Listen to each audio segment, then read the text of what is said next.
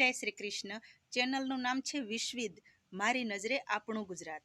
અને એ ચેનલમાં મેં આજે એક વિડીયો જોયો, અને વિડીયો છે જસદણ દરબારગઢનો, અને જ્યાં સત્યજીત સિંહજી પોતે એમની હારે વાતચીત કરે છે, અને એમને તમામ એમના પક્ષી ઘર બતાવે છે, એમને ગૌશાળા વિશે તમામ માહિતી આપે છે, વાડી વિશે, ગાયુર વિશે કેટલી બધી માહિતી આપે છે, અને કેટલો સરળ સ્વભાવ.